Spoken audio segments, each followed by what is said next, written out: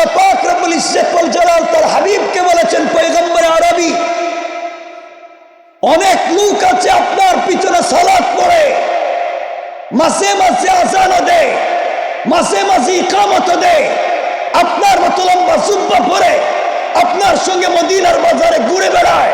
পয়গম্বর আরবি ওরা তো কালিমা পড়েছে, সালাত পড়ে। আমি রব বলেছি ইযা জাআকাল মুনাফিকুন, ইয়া রাসূলুল্লাহ এরা আপনার পিছনে সালাত পড়েছে ঠিকই, আমি রব বলেছি এরা নামাজি মুনাফিক। নামাজি আব্দুল্লাহ ইবনে উবাই ইবনে সালুলকে লক্ষ্য করে রব বলেছেন পয়গম্বর আরবি আপনি নবীজি ইসলাম তার জানাজায় হাজির হয়েছেন, নিজের জুব্বা খুলে তার কাফনের ব্যবস্থা করেছেন, তার জানাজার ইমামতির জন্য দাঁড়িয়েছেন। আল্লাহ বলেছেন ও পয়গম্বর আরবি আপনি আপনার একটা জুব্বা কেন, শত জুব্বা যদি আব্দুল্লাহ ইবনে উবাই ইবনে সালুলকে পরিয়ে দেন, 1,00,000 বার তার জানাজার ইমামতি করেন, আমি রব বলেছি তার নাম মুনাফিকদের লিস্ট থেকে কাটা যাবে না। তাহলে বোঝা গেল সালাত পড়লেই শুধু মুমিন হওয়া যায় না। নবীজির পিছনে নামাজ পড়বার পরেও, রাসূল পাক জানাজায় হাজির হওয়ার পরেও, নিজের জুব্বা খুলে দেওয়ার পরেও সে মুসলমান হতে পারছে না। বোঝা গেল সালাতই আপনাকে মুসলমান শুধু বানাবে না, আরো অনেক কাজ করা লাগবে। কথা বলছেন না কেন? কথাগুলো বুঝবেন, কথা শুনে নেই। বাচ্চারা যারা বসছে চিল্লাতে পারবেন, আর বসে আছেন ভালো কথা, একজন উঠবেন না। আপনারা বলবেন আপনাদের মুখে দাড়ি আছে, শাআর ইসলাম, এই জন্য আপনারা মুসলিম। আপনাদের জানা থাকবার বিষয় আমাদের চাইতে বহুত লম্বা দাড়ি বহুত হিন্দুদেরও আছে, তাহলে তারা মুসলিম। আপনারা বলবেন আমাদের সুন্দর টুপি আছে, মাথায় সুন্দর পাগড়ি আছে, এজন্য আমরা মুসলিম। আপনাদের জানা থাকবার বিষয় আমার আপনার চাইতে সব থেকে স্মার্ট টুপি এবং পাগড়ি পরে এই পৃথিবীতে শিখেরা না, পরে না, তাহলে কি তারা মুসলিম না? আপনারা বলবেন খুব সুন্দর একটা জুব্বা দিয়ে দিলে, এই যে বড় একটা জুব্বার মাথায় সুন্দর একটা রুমাল দিলে তো বুজুর্গ মনে হয়, আল্লাহওয়ালা পিসাব মনে হয়। আরে না, এই পৃথিবীর সব থেকে লম্বা জুব্বা আর সব থেকে সুন্দর রুমাল পরে ইহুদিরা। শুধু জুব্বা থাকলে হবে না, এটা এই যে লম্বা জুব্বার সুন্দর পাগড়ি সুন্দর লেবাস, এটার নাম তাকওয়া নয়। রব বলেছেন লেবাসুত তাকওয়া, এটা তাকওয়ার পোশাক। এই সমাজের বহুত দাড়িওয়ালা, টুপিওয়ালা, পাগড়িওয়ালা, পাঞ্জাবিওয়ালা, জুব্বাওয়ালা এই সমাজের বহুত বড় বদমাইশ, ঠিক কিনা বলে?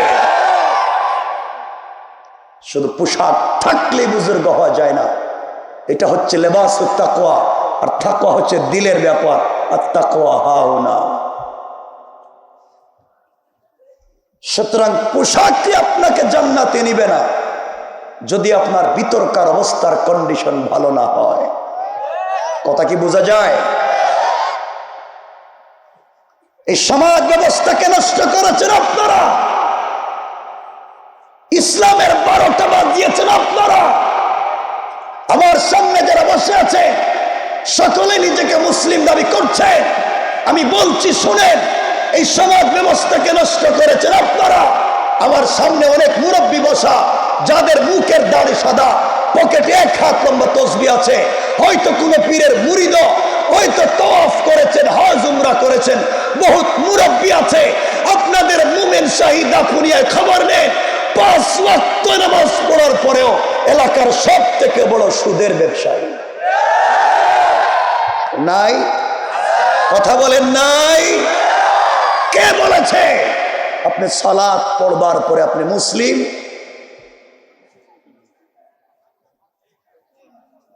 ইন্নাস সালাতা তানহা আনিল ফাহশাই ওয়াল মুনকার, সালাত আপনাকে অশ্লীলতা থেকে বাঁচাবে, অথচ সালাতকে ঢাল বানিয়ে আপনি সুদের ব্যবসা করছেন।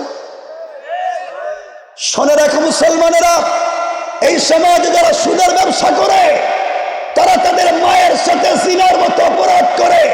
যারা সুদের ব্যবসা করে তারা আল্লাহ এবং তার রাসূলের বিরুদ্ধে যুদ্ধের মতো অপরাধ করে। যারা সুদের কারবার করে তারা যাই হোক মুসলমানদের সমাজে মুসলমান পরিচয় নিয়ে বসবাসের কোন অধিকার নাই, ঠিক কিনা বলে? এলাকায় কেউ আসেনি সুদের ব্যবসা করে? এখানে কেউ আসেননি? হাত তুলেন দেখি, কে ব্যবসা করেন দেখি তো। কেউ ডাইল না কেন? লজ্জা করে না? যে ব্যবসা করলে পাবলিকে হাত উঠাইয়া বলতে পারেন না, সেই ব্যবসা কেন করেন? বাদ দিয়ে দেন। আমার আওয়াজ যদি আপনার কানে যায়, আপনি রাসূলের দুশমন, আপনি আল্লাহর দুশমন, আপনি আপনার মায়ের জিনাকারী, আপনার মুখে ধিক্কার জানাই। আপনি কেবল মুসলমান, ঠিক কিনা বলেন? তো আপনার আগে আমাকে বলেছেন মুসলমান, আমি খুঁজতেছি, যদি মুসলমান এক কোয়ালিটিতে পাই তো একভাবে ওয়াজ করব, আর যদি না পাই আরেকভাবে ওয়াজ করব। এক নম্বর। দু নম্বর, আপনাদের এলাকায় খবর নেন, বৃহত্তর দাপুনিয়া এলাকায় খবর নেন। বহুত মুরব্বী আছেন এলাকায়, যারা আযানের পরে মসজিদে সালাতে যান না। রব বলেছেন হাইয়া আলাল ফালাহ, কল্যাণ আমার কাছে, কামিয়াবি আমার কাছে, সফলতা আমার কাছে। আর বহুত মুরব্বী আযানের পরে চার দোকানে বসে টেলিভিশন দেখেন। এটা এলাকায় নাই? বলেন নাই? একটু আগে না বলছেন আপনারা মুসলিম? আমি তো খুঁজতেছি। এবার মুরব্বী চার দোকানে বসে টেলিভিশন দেখে আর গীবত করে, বদনাম করে, কার বউ কার সাথে বাইকে গেল, কার ছেলে কার মেরে নিয়ে গেল গা, আজকে কার ঘরে কি হয়েছে এই নিয়ে মুরব্বীর টেনশনের শেষ নাই। আছে না নাই? কথাগুলো শোনেন, কষ্ট পাচ্ছেন আমার কথায়? আরে শুনেন না, কি বলতে চাই শোনেন। সমাজ ব্যবস্থা নষ্ট করেছেন আপনারা। আমি রবকে বলে দেব, আমি আমার রাসূলকে বলে দেব, তার সঠিক কথা আমি পৌঁছে দিয়েছি, আপনারা মানেন নাই। আমি বলে দেব, নিজেকে বাঁচাইয়া দেব। আমি আবারও বলছি, এই সমাজ এমন লোক আছে যারা বিলেস পলিটিক্স করেন, গ্রামের রাজনীতি করে, এলাকার মডল, এলাকার মাতবর, এলাকার বিচারী, পঞ্চায়েতের মুরব্বী, এমন লোক এলাকায় আছে কসম রব্বে পাকের জাতের, যারা এক কাপ রং চা খাইয়া এদিকের বিচারকে এদিকে দিয়ে দেয়। নাই? বলেন নাই? জানতে চাই কিসের মুসলিম? কথা শুনেন, আমি বলছি, আবারও বলছি, আমি বলে দিচ্ছি, অনেক মুরব্বী আছে এলাকায় যার হাতে 500-1000 টাকা ধরাইয়া দিলে ডাইনের বিচারে বাম বানাইয়া দেয়। আছে না নাই? সমাজ নষ্ট করেছেন আপনারা। এলাকার বিধবা নারী এলাকার বড় মাতবরের কাছে বিচার চাইতে যায়, এলাকার এতিম বাচ্চারা বড় মাতবরের কাছে বিচার চাইতে যায়। এতিমের বিচার তো করে দেয় না, উল্টা এতিমের জায়গা জমি নিজের নামে বুয়া জাল দলিল বানাইয়া বিধবার বাড়িঘর সব দখল করে, রাস্তাঘাট বন্ধ করে, গরিবের সম্পত্তি মেরে খায়। ঠিক কিনা বলে? নাই সমাজে? আপনারা যে বললেন সকল মুসলিম, আমি খুঁজতেছি।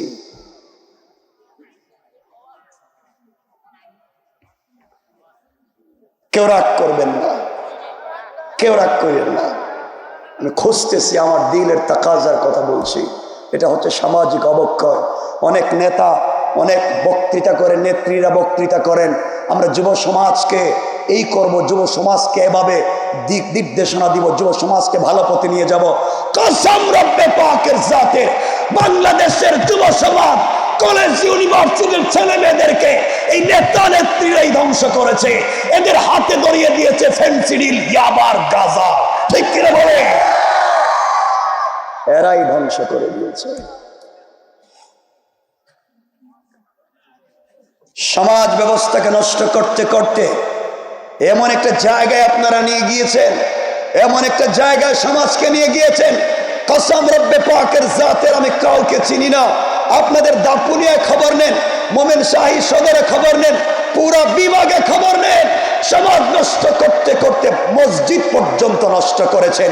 খবর নেন আপনাদের এলাকার ম্যাক্সিমাম মসজিদের সভাপতি সুদখোর, ক্যাশিয়ার ঘুষখোর, আর সেক্রেটারি দুর্নীতিবাজ, চাঁদাবাজ, বদমাইশ, ফেন্সিডিল ব্যবসায়ী, ব্যবসায়ী, ইয়াতিমের জায়গা দখল করে, বাড়ি দখল করে, গরিবের রাস্তাঘাট বন্ধ করে, মাস্তানি করে, চান্দা দাবি করে, সব খাইয়া মসজিদের দায়িত্বশীল হয়েছে।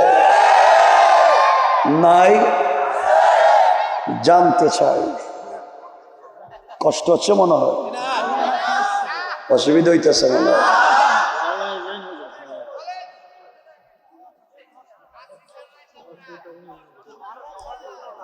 একটু হাত দেখান তো দেখি, কারা কারা কষ্ট পাইলেন? খাইছে ও, আজই তো বাতিল করে দিছে। কষ্ট হচ্ছে আপনাদের? কথা শোনেন, সমাজটাকে আর কেমনে নষ্ট করলে খুশি হবেন? আর কি চান এই সমাজে? সমাজ নষ্ট করতে করতে এমন একটা জায়গায় নিয়ে গিয়েছেন, এলাকার বাচ্চারা, ছোট ছোট শিশুরা, 7-8 বছর বয়সের বাচ্চারা মসজিদে নামাজ পড়তে যায়, আর কিছু মুরব্বী এদেরকে বাইর করে দেয়। এগুলো আসেনি এলাকায়, বাইর করে দেয়। আমি আসছি একটা এলাকায়, আসার পরে বসলাম, রুমে বসে চিন্তা করলাম একটা বিষয়, আমার তাকাজা কথা বলবো। এখানে আসার পরে চিন্তা করলাম, না, সমাজকে বিভক্ত করেছে যারা, সমাজকে ধ্বংস করেছে যে জিনিস, এগুলো নিয়ে কথা বলবো। তো অনেক মুরব্বী আছে বাচ্চাদেরকে মসজিদ থেকে বাইর করে দেয়। কেউ আছে, এই বাচ্চা, এই তোরা কে মসজিদে পাঠাইছে? তোর বাপরে জীবনে নামাজে দেখলাম না, তোর দাদা জীবনে মসজিদের আশেপাশে আসলো না, তুই এবার নতুন নামাজ হইলে কোন দিন? চারটা বিদ্রোহ করে বাইর করে দেয়। আছে না? এক মুসল্লিকে বাচ্চার এক কাতার পিছনে যা, বাচ্চা গেছে এক কাতার পিছনে, আরেক মুসল্লি এসে গায়ে বাচ্চা আরেক পূজা গেছে আরেক কাতার পিছনে, আরেক মুরব্বী এসে গায়ে বাচ্চা আরেক পূজা, যাইতে যাইতে গেছে গা মসজিদের বারান্দায়। তো দূর জীবনের মসজিদে আইতাম না। আছে না নাই? আমি আপনাদের কাছে জানতে চাই, বাচ্চাকে মসজিদ থেকে বের করেছেন কেন? ওটা আমাকে বলেন, কেন বাইর করছেন? আর কথা কন না কেন? হ্যাঁ, আর বাইর করছেন কেন? এটা কন না, বুঝা কি? বন্ধ করো তুমি। আপনারা বলেন, বাচ্চাকে বাইর করছেন কেন? দুষ্টামি করে, আর কি করে? দুষ্টামি করে, আর কি করে? দৌড়াদৌড়ি করে, আর কি করে? হাসাহাসি করে। বুঝলাম, বাচ্চা দৌড়াদৌড়ি করে, হাসাহাসি করে, মারামারি করে, দুষ্টামি করে, মানছি, সব ঠিক। বাইর করতে কইছে কেডা? কথা কয় না। মারামারি করে, দুষ্টামি করে, চিল্লাচিল্লি করে, সব মানলাম, বাইর করতে কইছে কে? আমার কথা শোনো, বাইর করলেন কেন? শোনা মুরব্বীরা, শোনো বাবা, শোনো। তোমার দাপুরিয়া এলাকার 8-10 বছরের বাচ্চা মসজিদে নামাজে গিয়েছে, সে চিল্লাচিল্লির অপরাধে তাকে মসজিদ থেকে বের করে দিয়েছ। এই বাচ্চা 7-8 বছর বয়সে মসজিদে গিয়েছে, আর আপনি 7-8 বছর বয়সে যাত্রা গানে আর সিনেমা হলে ছিলেন। ভুল বলেছি? কেন এগুলা করেন? কেন সমাজকে নষ্ট করেন? আল্লাহর ওয়াস্তে এগুলা করবেন না। সুতরাং আসুন, আমরা সমাজকে ভালো বানাতে চাই। আজকের থেকে এলাকার বাচ্চারা মসজিদে নামাজে যাবে, বলেন না? আমরা ভয় পাচ্ছি আগামী প্রজন্ম মসজিদ চিনবে কিনা। যে হারে বাচ্চারা মসজিদ ছেড়ে দিয়েছে, মসজিদে বুড়ারা জমা হয়েছে, বাচ্চারা খেলাধুলায় লিপ্ত, শয়তানি নাফরমানিতে লিপ্ত, জোয়ানেরা গাঁজা ফেনসিডিল ইয়াবা নিয়ে লিপ্ত, বাচ্চারা নষ্টামি নিয়ে লিপ্ত। আর যারা এডুকেটেড পারসন ফ্যামিলি, তারা তাদের বাচ্চাকে ঘুম থেকে উঠাইয়া ঘুমাতে যাওয়া পর্যন্ত প্রাইভেট নিয়ে ব্যস্ত। বাচ্চা মসজিদ চিনবে কোন দিন? এজন্য আপনাদের এলাকার বাচ্চারা আজকের থেকে মসজিদে যাবে, কিছু কয় না? বলেন যাবে, সবাই বলেন যাবে। দরকার হইলে মসজিদে মারামারি করবে, চিল্লাচিল্লি করবে, প্রয়োজনে মারামারি করে মসজিদের ফ্যান ভেঙে ফেলাইবে, দরকার হইলে মসজিদের গ্লাস ভেঙে ফেলাইবে। বাচ্চারা মসজিদে গিয়া প্রয়োজনে মুসল্লি লঙ্গি ধরে টানবে, প্রয়োজনে ইমামের পায়জামা ধরে টানবে, তাও বাচ্চারা মসজিদে যাবে। ঠিক কিনা বলেন? রব বলতে চায় বাচ্চা সিনেমা হলে না গিয়া, যাত্রার আসরে না গিয়া মসজিদে এসেছে, মসজিদে এসেছে। কষ্ট পাইতেছেন মনে হয়?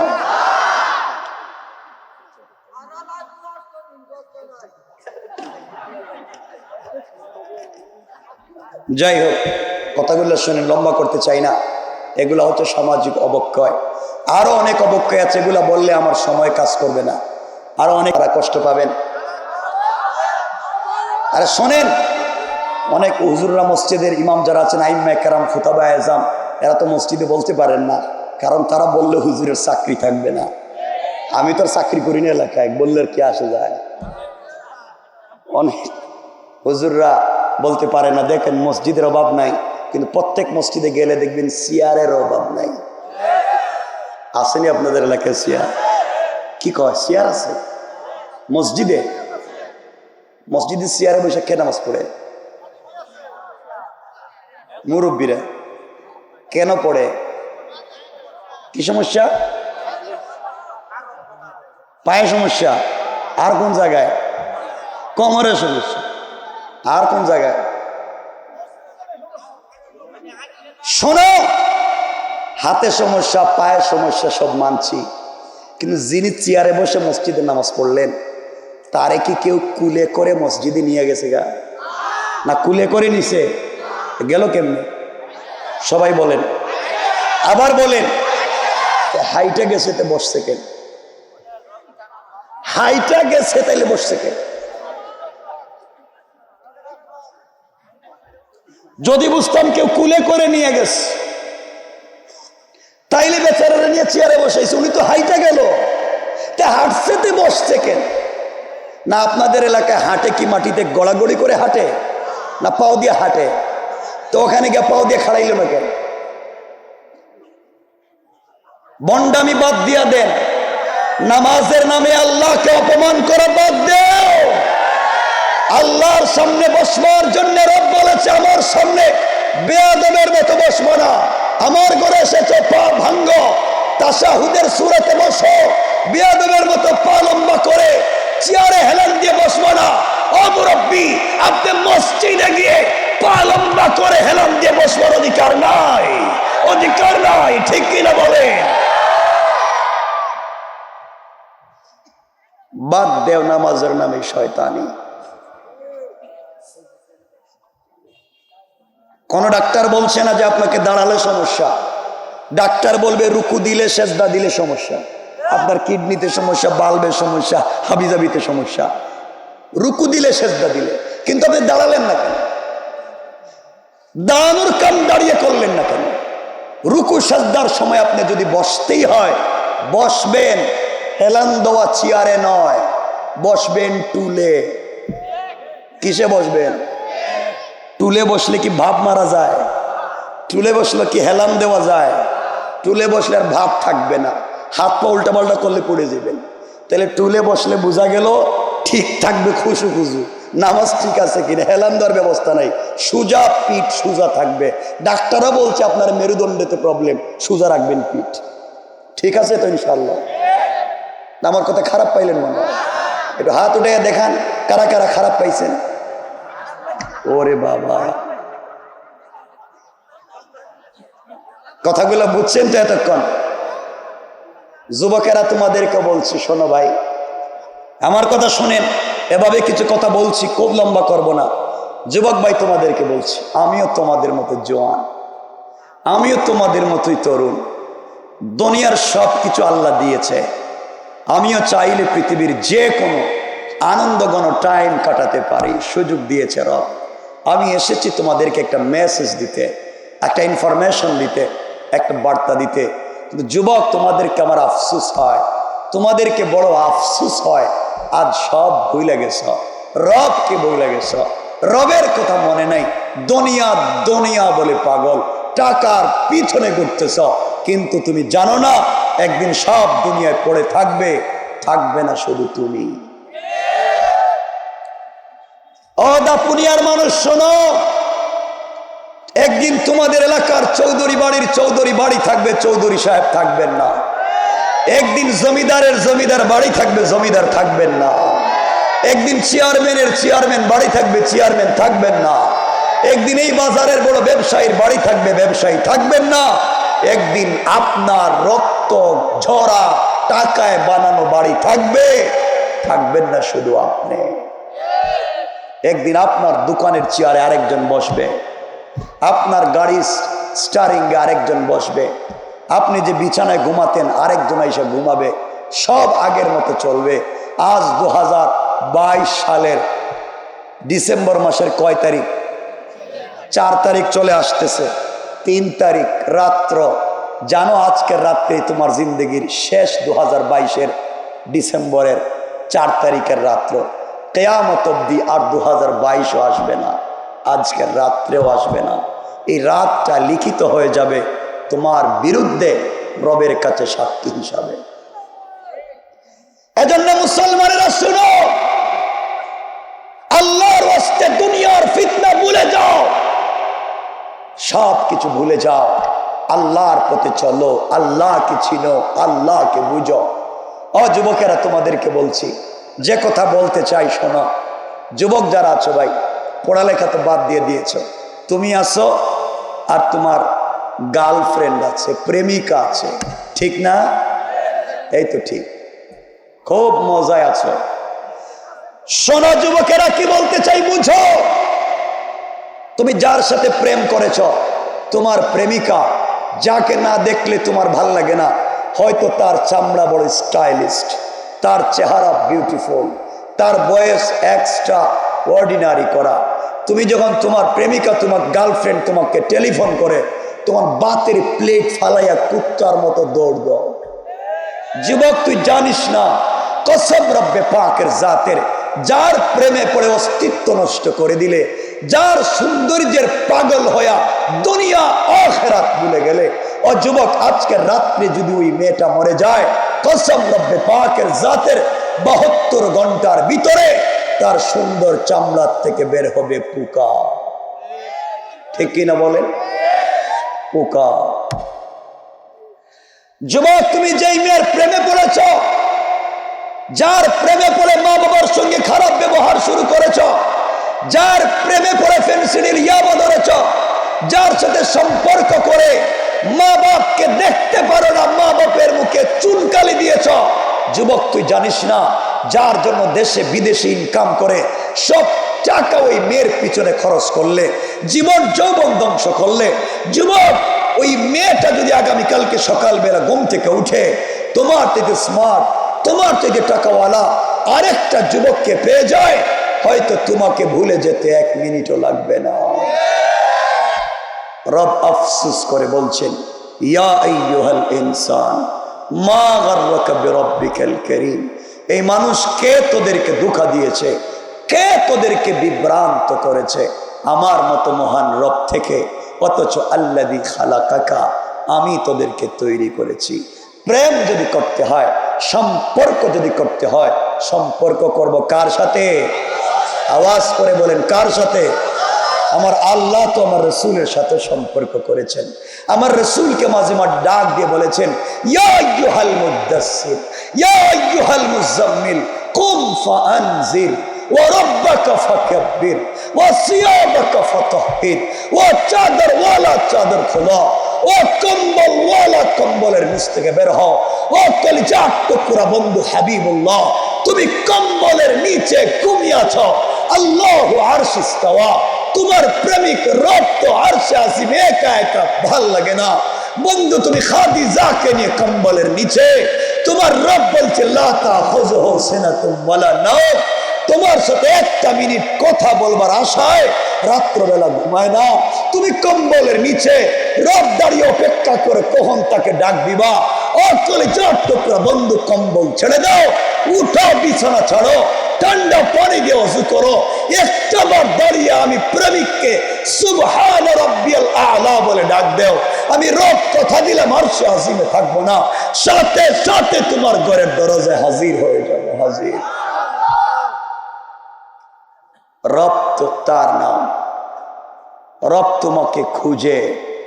যুবক, তোমাদেরকে আবারও বলছি, তুমি হয়তো জেনা করেছ, মদ খেয়েছ, ফেন্সিডিল, ইয়াবার, গাঁজা খেয়েছ, কবিরা গুনাহ করে ফেলেছ, মারাত্মক অপরাধ করেছ, লজ্জায় আল্লাহর কাছে যাও না, আল্লাহর কাছাকাছি পৌঁছতে চাও না, খারাপ লাগে বহুত গুনাহ করে ফেলেছি, আরে দূর বাদ দেও সবকিছু। রব বলেছেন, শোন বান্দা, তোর অপরাধের কারণে কোন সময় দুনিয়ার জমিনে মারাত্মক অপরাধ করলে বাবা তার সন্তানকে তেজ্য পুত্র করতে পারে। মারাত্মক অপরাধী স্টুডেন্টকে টিচার ক্লাস থেকে বের করে দিতে পারে। মারাত্মক অপরাধী মুরিদকে পীর খানকা থেকে বের করে দিতে পারে। মারাত্মক অপরাধী নাগরিককে রাষ্ট্র তার দেশ থেকে বের করে দিতে পারে। মারাত্মক অপরাধী উম্মতকে নবী তার জায়গা থেকে বের করে দিতে পারে। ও বান্দা, আমি তোকে বলছি, আমি তোর রব, আমি মাবুদে মেহেরবান, আমি তোকে বলছি, শোন বান্দা, তুই যদি আসমান জমিন পরিমাণ গুনাহ করবার পরেও রাত্রেবেলা আমাকে একবার আল্লাহ বলে ডাক দিস, আমি রব কথা দিলাম, সবার দরওয়াজা বন্ধ হয়ে গেলেও আমি আমার হাজারো রহমতের দরওয়াজা খুলে দিয়া তোর জন্য দাঁড়াইয়া অপেক্ষা করতে শুরু করি। রব তো তার নাম, রব তোমাকে খুঁজে, রব কাছে পেতে চায়, আর তুমি দূরে দূরে থাকো। সুতরাং যুবক বন্ধুগণ, শোনো, এতক্ষণ আমি বললাম সামাজিক অবক্ষয়, বাঁচবার জন্য রবের পরিচয় দিলাম, এখন বাঁচবার পথ এবং পদ্ধতি বলতেছি। কষ্ট হচ্ছে না তো আপনাদের? উঠলেই রেখে দিন। প্রথমে বলছি সামাজিক সমস্যা, এরপরে বলছি আল্লাহর পরিচয়ের কথা, এখন বলবো এই সমস্যার থেকে বাঁচবার পথ এবং পদ্ধতি। মনে থাকবে তো ইনশাআল্লাহ? এরপরের লাস্ট যে কথা, সেটা হচ্ছে আলোচ্য আয়াতে পদ্ধতির সাথে রব বলেছেন আমাকে পাওয়ার কৌশল। সুবহানাল্লাহ বললেন না? আমার আলোচনা যদি শুরু না বুঝেন শেষ পর্যন্ত বুঝতে পারবেন না, এজন্য বুঝেন কি বলতে চাই। দেখেন রব কি বলেছেন। আমার মুসলমান বন্ধুগণ, গভীর মনোযোগ। আল্লাহ রাব্বুল ইজ্জত ওয়াল জালাল আখিরি জামানার পয়গম্বর, সরকারে কায়নাত, দু জাহানের সরদার, নবী রহমত জনাবে মুহাম্মদ রাসূলুল্লাহ সাল্লাল্লাহু আলাইহি ওয়াসাল্লামকে জানিয়ে দিয়েছেন, বন্ধু আমার, দুনিয়ার জমিনে যারা অপরাধ করেছে, অন্যায় করেছে, বাঁচবার জন্য তাদের পথ আর পদ্ধতি কি? এক নাম্বার আল্লাহ বললেন, আমার আল্লাহ বললেন, ওয়াইবাদুর রাহমানিল্লাযীনা ইয়ামশুনা আলাল আরদি হাওনা।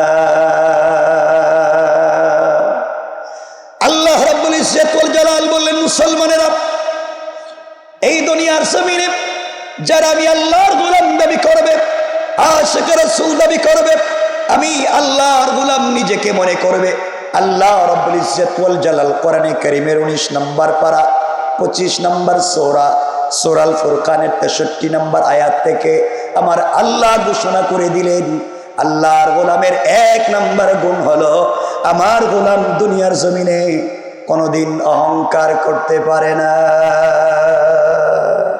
ঠিক কিনা বলেন? কি করতে পারবে না? সবাই বলেন না। আল্লাহর গোলামের এক নাম্বার গুণ অহংকার করা যাবে। সুতরাং আপনাদের এলাকায়, মোমেন শাহী এলাকায়, যে আল্লাহ যাদেরকে বড় আলিম বানিয়েছেন, শেখুল হাদিস বানিয়েছেন, মুফতি মুহাদ্দিস খতিব বানিয়েছেন, ইউনিভার্সিটি রেক্টর বানিয়েছেন, কলেজের অধ্যক্ষ, অধ্যাপক, প্রফেসর, জ্ঞানী বানিয়েছেন। আপনি আপনার জ্ঞানের কারণে দুনিয়ার জমিনে অহংকার করতে পারেন না যে আল্লাহ মুআল্লিমুল মালাইকা, ফেরেশতাদের শিক্ষকের মতো মহাজ্ঞানীকে অহংকার করবার অপরাধে রাজিম শয়তান বানিয়ে দিয়েছে। আপনি যদি আপনার জ্ঞানের কারণে অহংকার করেন, আমার আল্লাহ আপনাকেও শয়তান বানাইয়া দিতে আমার আল্লাহর 1 মিনিটও দেরি হবে না। কোন ঠিক কিনা? সুতরাং আল্লাহর গোলামের 1 নম্বর গুণ, অহংকার করা যাবে। কথা বলছেন না কেন বাবা? অহংকার করা যাবে। আপনারা করেননি, কিছু পায় না। আপনারা তো অলিয়া উলিয়া মানুষ, দেখি তো অহংকার কেউ করেনি। আল্লাহর ওয়াস্তে কেউ রাগ করবেন না। দেখবেন এলাকায় যদি কেউ বড় হুজুর হয়ে যায়, এলাকার বড় হুজুর, অধিকাংশ সময় দেখবেন, সব না, এলাকার বড় হুজুর পাবলিককে আর সালাম দেন না। ঠিক কিনা? আমি সালাম দিব কেন? আমি বড় হুজুর, উল্টা আমারে সালাম দেব। বড় হুজুরের সালাম দিলে জবাবও দেয় না। বড় হুজুরের সঙ্গে মুসাফা করতে গেলে হাত দেয় না, অল্প দেয়, অল্প অল্প বাইর করে, ঠান্ডা লাগতেছে। কিন্তু মুসাফার সময় যদি হাতে হাদিয়া দেন, হাদিয়া, হাদিয়া বুঝছেননি? আবার কোন বুঝছেননি? হাদিয়া দেন, উপহার উপঢৌকন গিফট করেন, তাইলে বড় হুজুরকে thank you, thank you, very good, আবার এই আরো দিও। আর যে দিল না, আপনি তাড়াতাড়ি যান, সিরিয়ালে লাইনে আর একজনকে সুযোগ দেন। এক কথা বলবেন না, থাকলে বলবেন নাই। আমি বলছি না যেটা নাই সেটা ওয়াজ করবো না। নাই নাই কয় নাই। আজকালকে বুজুর্গদের সঙ্গে দেখা করতে, মুসাফা করার সুযোগ পাওয়া যায় না। অথচ রাসূল পাক সাল্লাল্লাহু আলাইহি ওয়াসাল্লাম যদি কেউ পিছন দিকে এসে আমার রাসূলকে ডাক দিত, তিনি সামন থেকে জবাব দিতেন না, ডাইরেক্ট ঘুরে যেতেন, ডাইরেক্ট ঘুরে যেতেন। কষ্ট পাচ্ছেন আমার কথায়? এই এলাকায় যাদেরকে আল্লাহ টাকার মালিক বানিয়েছেন, কলকারখানার মালিক বানিয়েছেন, শিল্পের মালিক বানিয়েছেন, গাড়ির মালিক, বাড়ির মালিক, সম্পত্তির মালিক বানিয়েছেন, আপনি আপনার সম্পদের কারণে দুনিয়ার জমিনে অহংকার করতে পারেন না। আপনি যদি আপনার টাকার কারণে দুনিয়ার জমিনে অহংকার করেন, আমার আল্লাহ চাইলে আপনাকে 10 তলা থেকে থাবড়াইয়া গাছতলায় নামাইয়া দিতে আমার আল্লাহর 1 মিনিটও দেরি হবে না। কোন ঠিক না? এজন্য সম্পদ যাদের আছে, আল্লাহর ওয়াস্তে অহংকার করবেন না। আমার বন্ধুগণ, আল্লাহ আপনাকে টাকার মালিক বানিয়েছে। আপনার গাড়ি কোটি টাকা দামের প্রাডু, রেঞ্জ রোভার, হ্যারিয়ার, কোটি টাকা দামের গাড়ি আপনি দৌড়ান, ঢাকা শহর থেকে দাপুনি আসবেন আপনার গ্রামের বাড়িতে, বিশ্ব রোডে জেমে পড়ে গিয়েছেন, কোটি টাকার গাড়িতে বসে আছেন। এমন সময় ভিক্ষুক ভিক্ষার ভাঙ্গা থালা নিয়ে বলছে, স্যার আমাকে 5টা টাকা দিয়ে যান, আমি গরিব মানুষ, আমার বাচ্চা প্যারালাইসিস, আমার মা অসুস্থ, বেশি চাই না, 5টা টাকা দিয়ে যান। আপনি কোটি টাকার মালিক, গাড়ির গ্লাস খুললেন না, 5 টাকা ফকিরকে দিলে গাড়ির গ্লাস খুললে ময়লা ঢুকে যাবে, আমার সোসাইটিকে ধরবে, এই জন্যে আপনি 5টা টাকা ফকিরকে দিতে পারলেন না। অথচ আপনি বন্ধু বান্ধবদেরকে নিয়ে কেএফসিতে বসেন, চাইনিজে বসে নাস্তা করেন, 4-5 হাজার টাকা বিল তুলেন, অর্ধেক খাবার অর্ধেক ফালাইয়া দেন। আসার সময় 500 টাকা 1000 টাকা ওয়েটারকে বকশিস করেন। অথচ আপনি যখন রিক্সাওয়ালা রিক্সায় উঠেন, ভ্যান গাড়িতে উঠেন, রিক্সাওয়ালা যদি 2-4-5 টাকা বেশি চায়, আপনি ইচ্ছা মতো গালিগালাজ করেন, সুযোগ থাকলে নিজের হাতে পিটান। কথা বলেন না কেন? আপনার এক এক জায়গায় এক এক চরিত্র। আল্লাহ আপনাকে টাকার মালিক বানিয়েছে, ফকিরকে 5 টাকা দিতে পারলেন না। আমার আল্লাহ চাইলে ফকিরের হাত থেকে ভিক্ষার ভাঙ্গা থালা ফেলে দেয়া, সুন্দর জামা কাপড় পরাইয়া, আপনার মতো কোটিপতির গাড়িতে বসাইয়া, আপনার মতো টাকাওয়ালাকে ছেঁড়া কাপড় পরাইয়া গাড়ি থেকে বের করে ভাঙ্গা তালা হাতে ধরাইয়া ভিক্ষুকের মতো চৌরাস্তার মোড়ে দাঁড় করাইয়া দিতে আমার আল্লাহর 1 মিনিটও দেরি হবে না। কোন ঠিক না? সুতরাং আল্লাহকেও আসতে আল্লাহর গোলামের 1 নম্বর গুণ অহংকার করা যাবে। কথা বুঝেননি আমার? আপনাদের এলাকার খবর নেন, দাপুনিয়া এলাকায় আজ থেকে 50 বছর আগে অনেক লোকের ঘরে লাখ টাকা ছিল, কিন্তু আজ তার ছেলেমেয়েরা মানুষের বাড়িতে কাজ করে খায় নাই। আজ থেকে 50 বছর আগে অনেকের ঘরে বৃষ্টির পানি পড়তো, টিনের ঘর, ছনের ঘর ছিল, পানি ঢুকে যেত, কিন্তু আজ তার ঘরে আল্লাহ কোটি টাকার মালিক বানাইছে। আছে না নাই? কে করতে পারে? আওয়াজ করে বলেন কে? যুবকেরা দিলের কথাগুলো শুনো, কি বলতে চাই, শেষ পর্যন্ত কি মেসেজ দিতে চাই। সুতরাং রবের গোলামের 1 নম্বর গুণ বাপ, অহংকার করা যাবে। আল্লাহ গোলামের 2 নম্বর গুণ আমার আল্লাহ বললেন, ওয়াইদা খাতাবাহুমুল জাহিলুনা ক্বালু সালামা। আল্লাহ রাব্বুল ইজ্জত ওয়াল জালাল বলেন, মুসলমানেরা, এই দুনিয়ার জমিনে যারা আমি আল্লাহর গোলাম দাবি করবে, আশিক রাসূল দাবি করবে, আমি আল্লাহর গোলাম নিজেকে মনে করবে, আমি আল্লাহর গোলামের 2 নম্বর গুণ হলো, আমার গোলামকে গালি দিলে গালির জবাব দিবে না, মারলে মারের জবাব দিবে না, গীবত শিকায়ত করলে জবাব দিবে না, বরং আমি আল্লাহর গোলাম যারা দুনিয়ার জমিনে দাবি করবে, আমার গোলামকে কেউ গালি দিলে আমার গোলাম গালির জবাবে ওই ব্যক্তিকে গালি না দিয়া শান্তি আর সালামতির দোয়া করে যায়। পড়েন সুবহানাল্লাহ, আল্লাহু আকবার বলেন। তাহলে আল্লাহর গোলামের 2 নম্বর গুণ, গালি দেওয়া যাবে? বলেন না, গালি দেওয়া যাবে? আমরা গালি দেব না ইনশাল্লাহ। বলেন বিনিময় কি দিব? শান্তির দোয়া করব, সালাম দিব ইনশাল্লাহ। বলেন আপনারা সালাম দেন তো বাবা? বাবা আমি এখন দিতে বলছি না, কথা শুনেন, সালাম দেন তো, দেখি তো কেমন দেন, আমি বলতেছি শুনেন।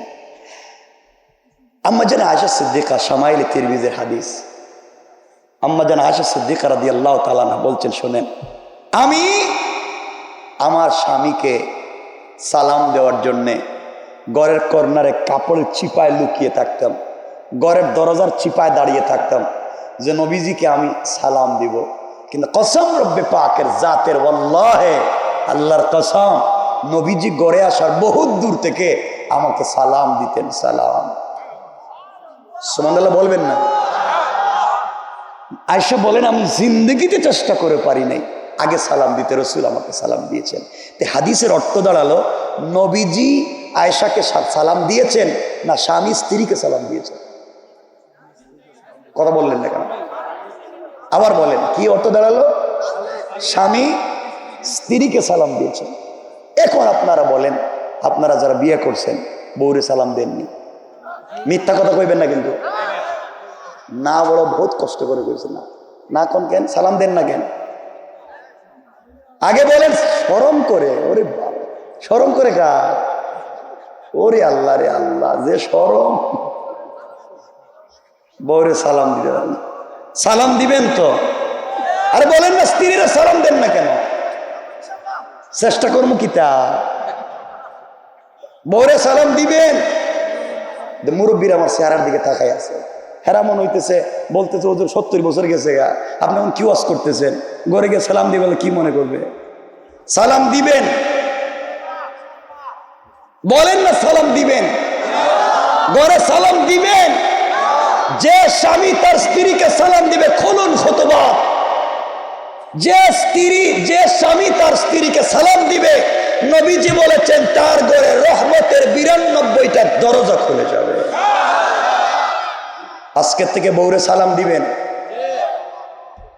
যে কই ইনশাল্লাহ কয় না, ইনশাল্লাহ। আজকে ওয়াজ থেকে বাসায় যাবেন, বাসায় গিয়ে দরজায় ভাবে হাত দিবেন, বা ঘরে ঢুকে বলবেন, বউ কই আছো? আসসালামু আলাইকুম ওয়া রাহমাতুল্লাহ। বউ কই, বউ মা, হেরে আজকে কোন বুতে ধরলো? জীবনে সালাম দেন, আজকে যে দিল। তো আপনি বলবেন বুতে ধরছে না, ওয়াজ কাজে লাগতেছে, ওয়াজ হুজুর ওয়াজ করছে, আমি আমল করছি, ঠিক কিনা? ইনশাল্লাহ আজকে দিবেন তো ইনশাল্লাহ। 1 নম্বর কথা শুনেন, মাঝে মাঝে বউরে নিজের হাতে খাওয়াইয়া দিয়ে, নিজের হাতে বোর মুখে খাবার উঠাইয়া দিয়ে।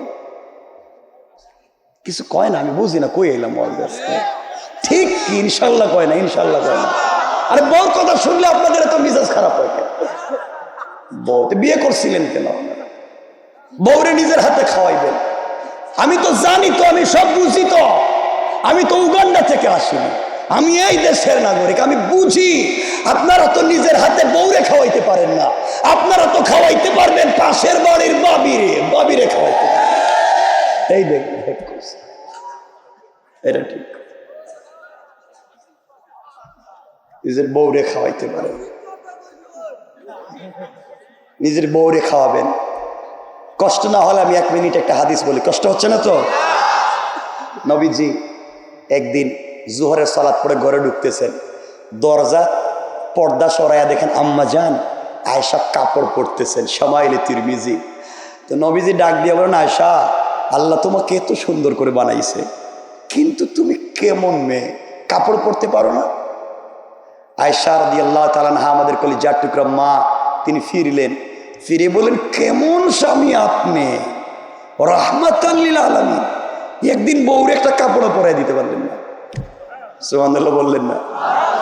নবীজি ঘরের ভিতরে ঢুকলেন, আয়েশা এই যে হাতের এখানে ধরে এভাবে করলেন, এই যে ভাবে টাইনে টাইনে কাছে নিলেন, বসালেন, মাথার কাপড় সরালেন, চুল খুললেন, জাইতুন তেল চুলে দিলেন, নিজের হাতে চিরুনি দিয়া হযরত আম্মা জান আয়েশার চুল আঁচড়াতে লাগলেন।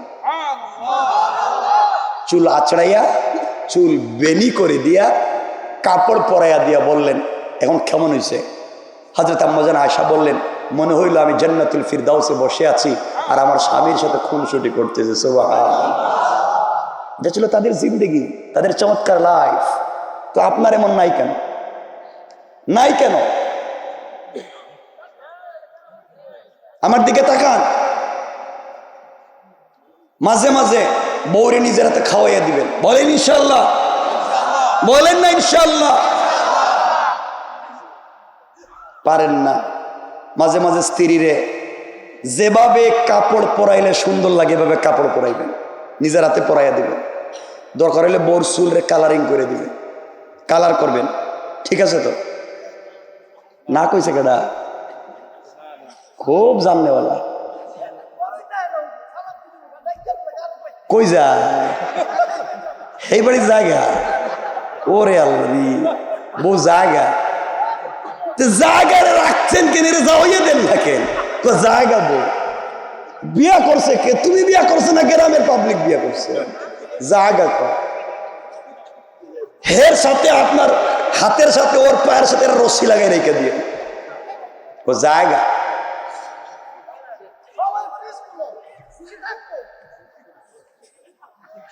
বউ যদি জায়গা, তুমি কেমন স্বামী? রোজা রাখা নিলে না কেন? শোনেন কথা, আমি কিছু বলতে চাইছিলাম একটু সামনে, যদি সুযোগ থাকে বলবো। 12:30 যেতেছে, বলেন তো না? কষ্ট হচ্ছে না? একটু হাত দেখান কারা কষ্ট পাইছেন। কি রে বাবা, এত ওয়াজ করলাম, কষ্ট পাইলাম। আমি আপনাদের মনোযোগ দেখতেছি আসলে কোন দিকে আছে, যে আমি যা বলতেছি বুঝছেন কিনা এটা বুঝতে চাচ্ছি। কথাগুলো শুনেন কি বলতে চাই। শোনো মুসলমান, অযুবক তোমাদেরকে বলছি, বুঝো, প্রয়োজনে স্ত্রীর চুল কালারিং করবা। বউরে যদি প্যান্ট শার্ট পরাইলে সুন্দর লাগে, প্যান্ট শার্ট পরাইবা। হাসে কেন? যদি সেন্ডু গেঞ্জি পরাইলে ভালো লাগে, সেন্ডু গেঞ্জি পরাইবা। যদি 3/4 প্যান্ট পরাইলে ভালো লাগে, পরাইবা। আমি তো বলছি না তোমার বউরে 3/4 প্যান্টের সেন্ডু গেঞ্জি পরা ওই ময়মনসিংহের রাস্তায় ছেড়ে দিতে। আমি বলছি সেন্ডু গেঞ্জি, 3/4 প্যান্ট আর যাই হোক, যত সৌন্দর্য সব তোমার সামনে ঘরের ভিতরে। বউর মাথার চুল থেকে পায়ের পাতা পর্যন্ত পুরা বডিতে মেহেদি লাগাইয়া দেন, পুরা বডি কালারিং করে দেন, আমার যায় আসে না, ইসলামের যায় আসে না। ইসলাম বলছে শুধু চুলে কালো কালার করা যাবে না। সব করেন। স্ত্রীকে যেভাবে আকর্ষণীয় করা যায়, স্মার্ট করা যায়, সব থেকে আকর্ষণীয় লাস্যময়ী আবেদনময়ী করে নিজের বউকে নিজের সামনে উপস্থাপন করেন। তাইলে হবে কি, নিজের বউরে যদি সব থেকে স্মার্ট করে নিজের সামনে উপস্থাপন করেন, তাইলে রাস্তায় গিয়ে অন্যের বউর দিকে আর অন্যের মেয়ের দিকে আপনার চোখ যাবে না, চোখ যাবে না, চোখ যাবে না। নিজের বউকে তো ঘরে ভাল লাগে না, এজন্য অন্যের দিকে তাকাও। আমি বলছি অন্যের বউরে যে কালারিং এ দেখছো, তোমার বউরে আরো কালার করো নিজের সামনে। তুমি তো এইটা পারো না, এটা তো করতে পারবা না, কারণ বউরে বিয়ে করে আনো নাই তো, বিয়ে করে কাজের বুয়া আনছো। এটা বললে তো আরেক কথা চলে যাইব, বাদ দিতেছি, আপনাদের বিরুদ্ধে যাইব গা, দরকার নাই। শুনেন, দোয়াজের দরকার নেই, বিয়ে করে কাজের বুয়া আনছেন। কোথায় পাইছেন এগুলো আপনারা? বাচ্চার থেকে শাহজালাল আশা করেন? বউ সকালবেলা ঘুম থেকে উঠার পরে ঘর মুছো, বাথরুম পরিষ্কার করো, পুরা বাড়ি মুছামুছি করো, বাচ্চা থাকলে এদেরকে স্কুলের জন্য টিফিন তৈরি করো, ঘরের সবার নাস্তা তৈরি করো, সারা ঘরের মানুষের কাপড় ধুয়ে দাও, কেউ অসুস্থ থাকলে তার খাবারের ব্যবস্থা করো, পুরা ঘরের মানুষের খাবার তৈরি করো, বাচ্চা নিয়ে স্কুলে যাও, স্কুল থেকে বাচ্চাকে নিয়ে আসো, ঘরে হাঁস মুরগ থাকলে তাও দেখো, গরু ছাগল থাকলে তাও দেখো, বাহির থেকে খেওয়াইলে তারেও খাওয়াও। ওরে আল্লাহ, বউ যে ঘুম থেকে ওইটা কাজ করতে করতে কোন সময় যে রাত্রে না খাইয়া ঘুমাইয়া গেছে, একটা স্বামীকে জিগায় না, বউ খাইছো নি? কিতা ঠিক যা কয় ঠিক কয়। কি যে আশ্চর্য দুনিয়া, একবার জিগায় না বউ, বউরে জিগাইতে পারো না, বউ তুমি খাইছো নি? আর ওই টুনটুনির মাঝে ভাবি, ভাবি খাইছো, শয়তানি করেন না, বাদ দিয়া দেই, আমরা ভালো হয়ে যাই, বলেন ইনশাআল্লাহ। আল্লাহর গোলামের 2 নম্বর গুণ, গালি দেওয়া যাবে না। খুব মনোযোগ দেন, সামনে কি বলতে চাই, খুব মনোযোগ। আল্লাহর গোলামের 3 নম্বর গুণ আমার আলোচ্য আয়াত। আল্লাহ বললেন, ওয়াল্লাযীনা ইয়াবিতুনা লিরাব্বিহিম সাজ্জাদান ওয়া কিয়ামা। আল্লাহ রাব্বুল ইজ্জত ওয়াল জালাল বলেন, মুসলমানেরা, এই দুনিয়ার জমিনে যারা আমি আল্লাহর গোলাম দাবি করবে, আশিক রাসূল দাবি করবে, আমি আল্লাহর গোলাম নিজেকে মনে করবে, আমি আল্লাহর গোলামের 3 নম্বর গুণ হলো, বান্দারে বিপদে পড়ে গেলে রুকু করবে আমি আল্লাহর পায়ে, সিজদা করবে আমি আল্লাহর পায়ে, সুজদা ওয়া কিয়ামা, সিজদা আমার জন্য, দাঁড়ানো আমার জন্য। সুতরাং আজকালকে যারা আল্লাহর পা ছাড়া পীরের পায়ে সিজদা করে, মাজারে মাজারে, কবরে কবরে গিয়ে সিজদা করে, আল্লাহর কসম, আল্লাহর কসম, তারা আল্লাহর গোলাম হতে পারে না। ঠিক কিনা বলেন? এলাকায় কি এমন কেউ আছে যে মাজারে গিয়ে সিজদা দে, পীরের পায়ে সিজদা দে? যায় তো। এই যে আমি যদিও ঢাকা শহরে বড় হয়েছি, আমার জন্ম, আমার বডির সাথে যে মাটির সম্পর্ক, এটা হচ্ছে সিলেট শহর, বাড়ি সিলেট শহরে। আমি তো দেখি গান বাজাইয়া বাজিয়ে বাস লইয়া লইয়া শাহজালালের গুরুস্থানে যাও, শাহজালালের কাছে গিয়ে আব্বা 20 বছর হয়েছে বিয়ে করছি, একটা বাচ্চা নেই, একটা বাচ্চা দাও, তোমার কপালে ঠাডা পড়ো, শাহজালাল বাচ্চা দিব। শাহজালাল তো বিয়েও করে না, কথা কন না কেন? মরা মানুষের কাছে গিয়ে বাচ্চা চাও, তোমার স্বামী এখনো জিন্দা, কিছু কয় না, স্বামী আছে জিন্দা, মরা মানুষের কাছে গিয়ে বাচ্চা চাও, হালাল না হারাম? এখানে কিছু কথা বলবো, মনোযোগ দিবেন। এখানে রব বলেছেন, যদি কেউ আমাকে পেতে চায় আর সেজদাটা আমার কদমে দে, বান্দা কথা দিলাম তুই সেজদায় গিয়া আমার কাছে কিছু চাইবে, রব কথা দিলাম মাথা উঠাবার আগে কবুল করে নেব। এখানে একটা চমৎকার ঘটনা, তারিখে ইবনে জারির তাবারিতে আল্লামা জুলফিকার নকশবন্দি খুতবাতে জুলফিকারে চমৎকার একটা ঘটনা নিয়ে এসেছে, ওটা আমি বলতেছি, শোনেন। আমার মুসলমান বন্ধুগণ, গভীর মনোযোগ। দুনিয়ার জমিনে আল্লাহর সাথে যদি সম্পর্ক হয়ে যায়, হাত উঠাইয়া সিজদায় পড়ে গেলে আল্লাহর কাছে যা চাইবেন আল্লাহ বলেছে তা দিয়ে দিবে। पैगंबर सल्लल्लाहु अलैहि वसल्लम कलेजार टुकड़ा में हजरते फातिमा रादियाल्लाहु ताआला अन्हा दुनियार जमीने तखनो तार बिये हय नाई, छोट्ट थेके बड़ होते लागलेन। अम्मा जाना हजरते फातिमा रादियाल्लाहु ताआला अन्हार संगे रसूल पाक दुनियार जमीने जिंदा थाका अवस्थाय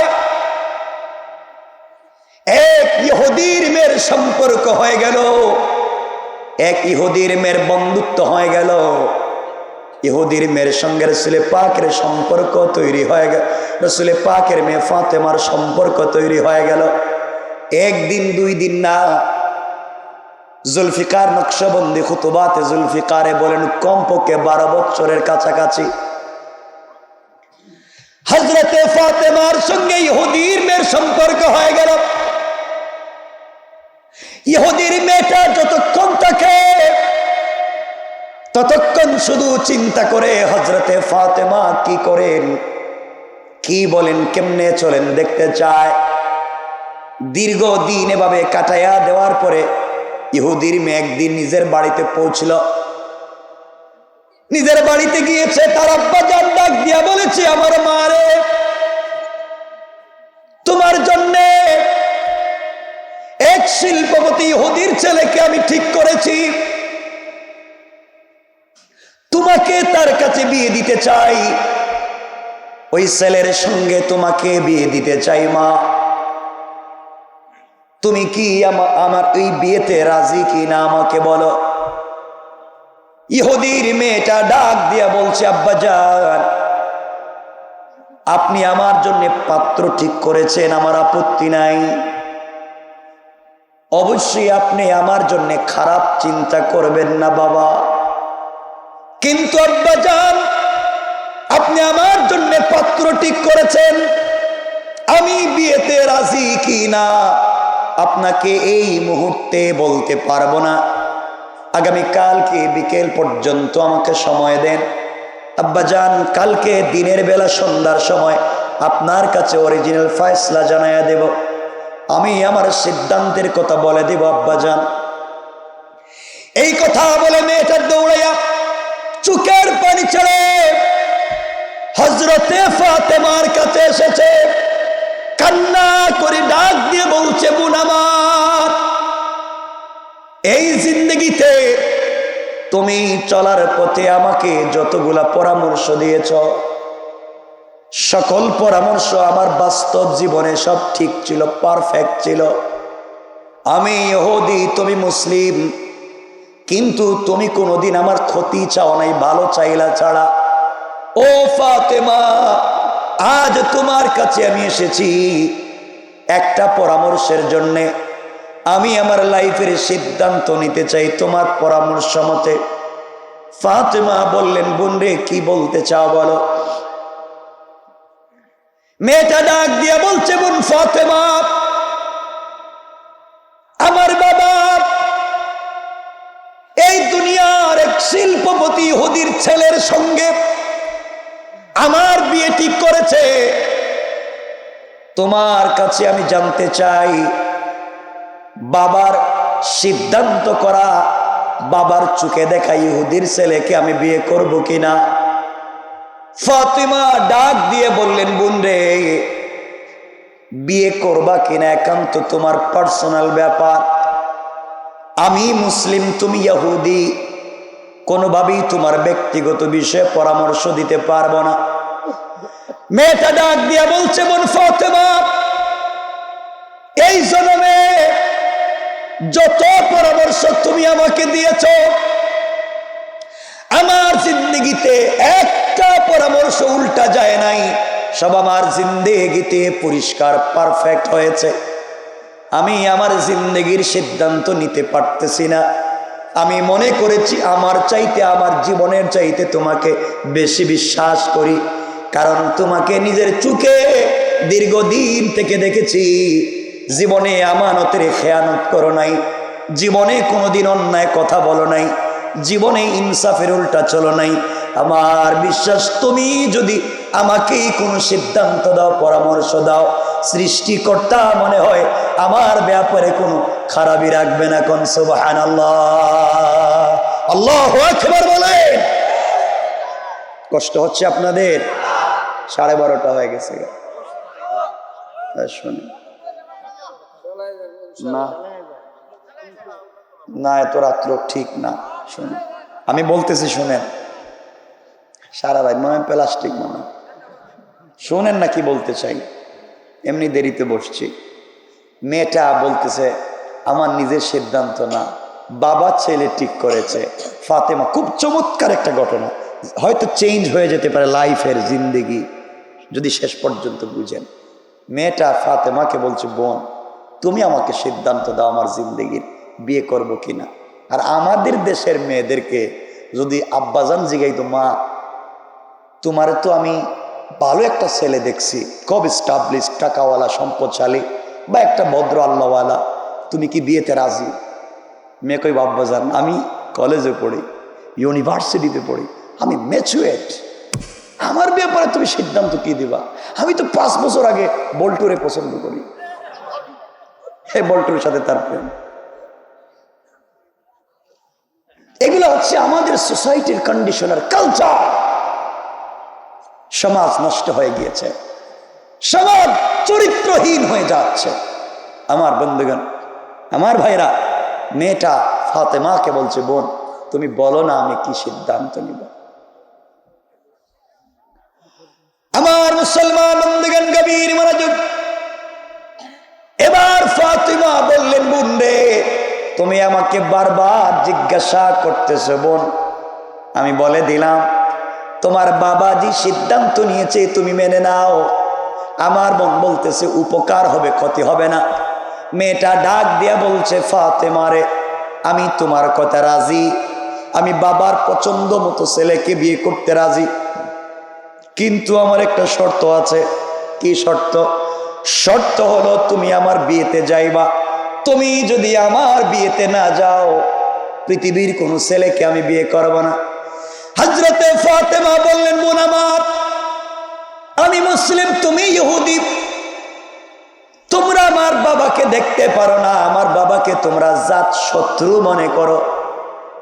তোমার বিয়েতে যদি আমি যাই, মানুষ তোমাকে নিয়ে ঠাট্টা মস্করা করবে, টিটকারি করবে, এই জন্যে আমি তোমার বিয়েতে যেতে পারবো না। মেয়েটা ডাক দিয়া বলছে, বোন রে সৃষ্টিকর্তার নামে শপথ করে বললাম, তুমি যদি আমার বিয়েতে না যাও, পৃথিবীর কোন ছেলেকে আমি বিয়ে করব না।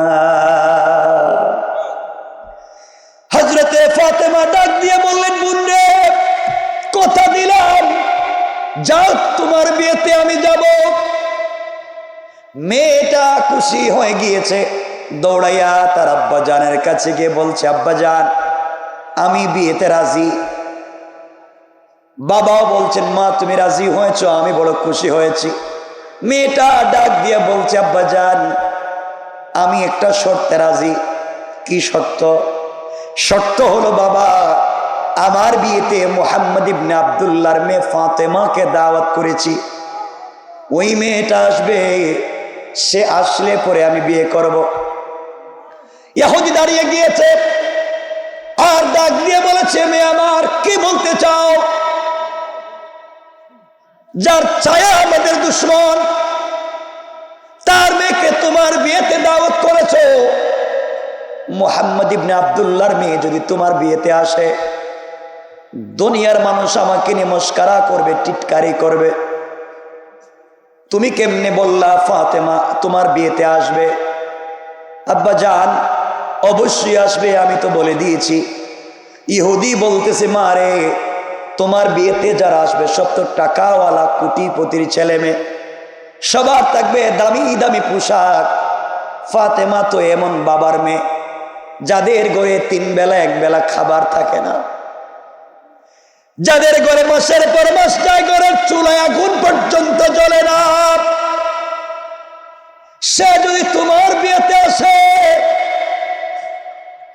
সুন্দর করে জামা পরে আসতে পারবে না, মানুষ আমাকে লজ্জা দিবে, ছেঁড়া কাপড় পরে আসবে।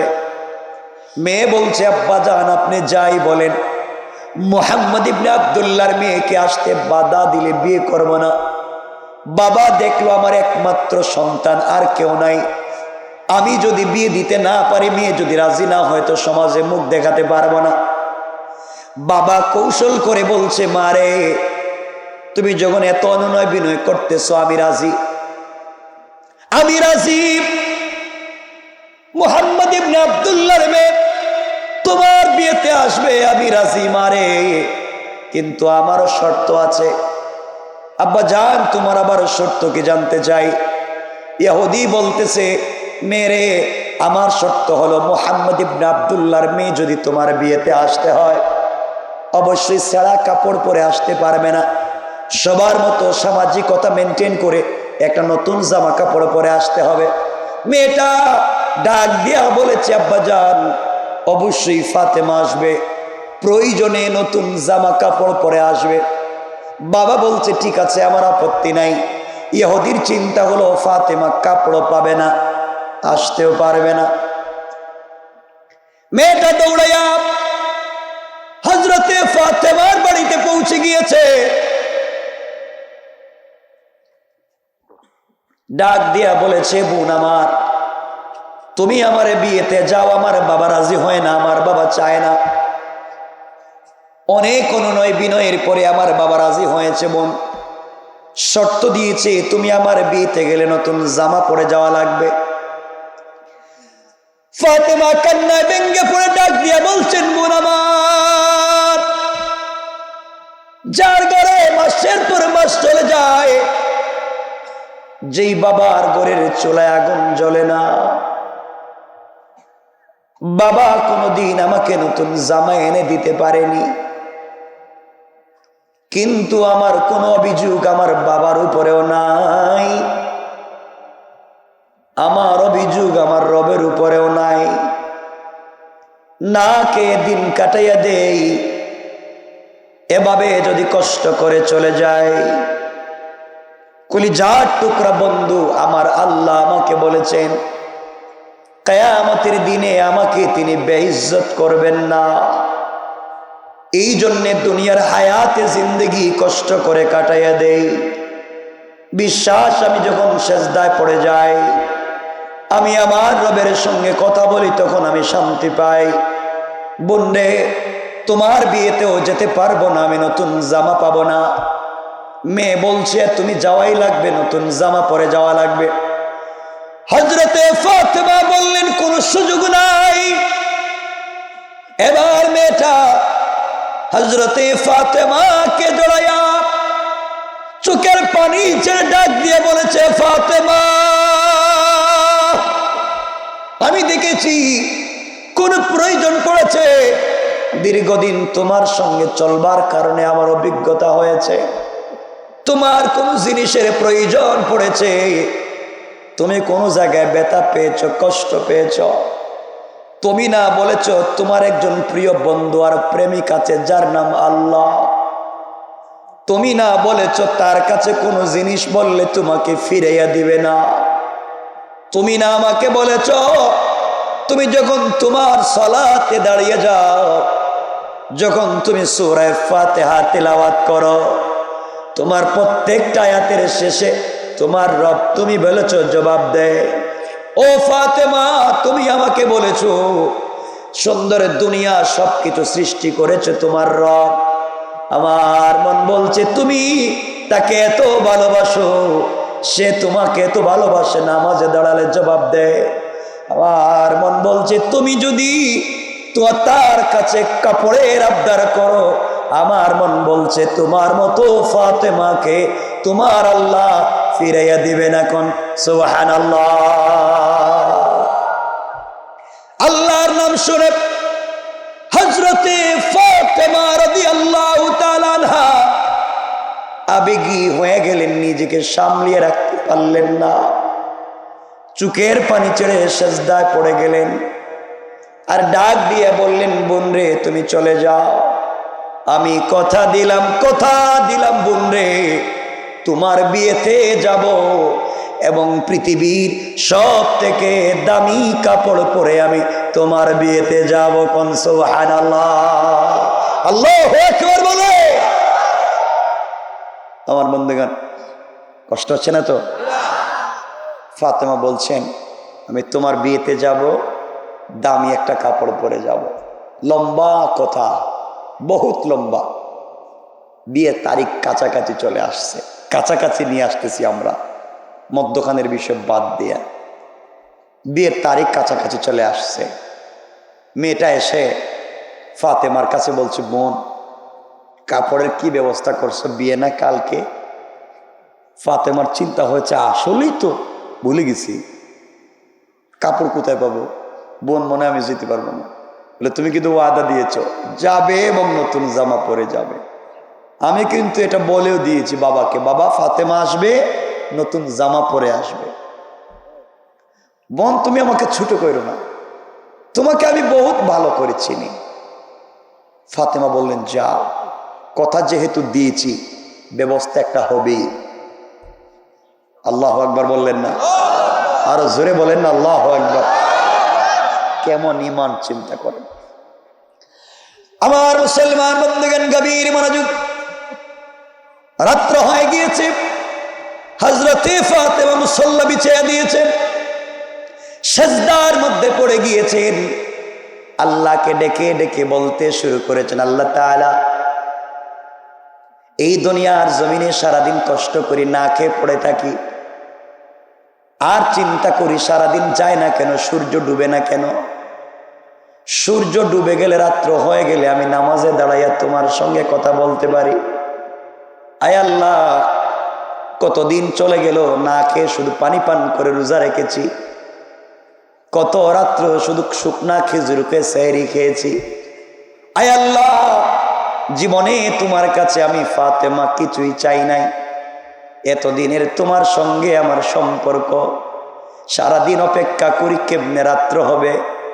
কারণ মানুষ যার সাথে যার সম্পর্ক, সে অন্ধকার হলে একাকিত্বে কথা বলতে মন চায়। আয় আল্লাহ, রাত্র যখন গভীর হয়ে যায়, দুনিয়ার মানুষগুলা ঘুমিয়ে যায়, আমি ফাতেমা কিন্তু বিছানার সঙ্গে পিঠ লাগাইয়া ঘুমাই না। রাত্র গভীর হয়ে গেলে বিছানার থেকে উঠে যায়, ঠান্ডা পানি দিয়ে ওযু করে তোমার কদমে সেজদায় পড়ে সারা রাত কাটাইয়া দেই। আমার না বড় ভাল লাগে তোমার সঙ্গে কথা বলতে। আমি যখন সূরা ফাতিহা তেলাওয়াত করি, তুমি যখন আমার প্রত্যেকটা কথার জবাব দাও, আয় আল্লাহ তাআলা, আমি দুনিয়া ভুলে যাই, দুনিয়ার কোনো জিনিসের প্রয়োজন পড়ে না, আমি তোমার কথার প্রেমে পড়ে যাই। আয় আল্লাহ, এই দীর্ঘ এতদিনের সম্পর্কে তোমার কাছে আজ পর্যন্ত কিছু চাই নাই। বাড়ি চাইলাম না, সম্পত্তি চাইলাম না, দুনিয়ার কোন জিনিস তোমার কাছে চাইলাম না। আয় আল্লাহ তাআলা, আজ তোমার কাছে একটা জিনিসের আবদার করব। কেমন সম্পর্ক দেখবো এত সম্পর্ক? তুমি বলেছো তাহাজ্জুদ পড়ো, মিস করি নাই। তুমি বলেছো রোজা রাখো, মিস করি নাই। তুমি বলেছো 5 ওয়াক্ত সালাত পড়ো, মিস করি নাই। তুমি বলেছো 24টা ঘন্টা তোমার নামের জিকির করতে, মিস করি নাই। সব তোমার কথা আমি শুনছি। আজ তোমাকে একটা কথা বলবো, দেখবো তুমি আমার কথা শোনো কিনা। আল্লাহু আকবার বলে। কেমন সম্পর্ক আজ আমি পরীক্ষা করতে চাই। শুধু তুমি চাইবা, আমি তোমাকে দিব। আমি চাইলে তুমি কিছু দিবা না, এটা সম্পর্ক হয় না, একতরফা ভালোবাসা হয় না। আয় আল্লাহ তাআলা, আজ আমি তোমার কাছে একটা জিনিসের আবদার করব মাওলা। এটা আমার জৈবিক চাহিদা পূরণের জন্য না, ওইটা আমার শারীরিক চাহিদা পূরণের জন্য না, ওইটা আমার সৌন্দর্য বর্ধনের জন্য না। আয় আল্লাহ তাআলা, আমার বাবা সারা দিন দিনের দাওয়াত নিয়ে মাঠে যায়, ময়দানে যায়। আমি মেয়ে মানুষ হওয়ার কারণে যাইতে পারি না। আমার যদি একটা ভাই থাকতো, আমার আব্বার সঙ্গে দাওয়াত দিত, কিন্তু আমার ভাই নাই।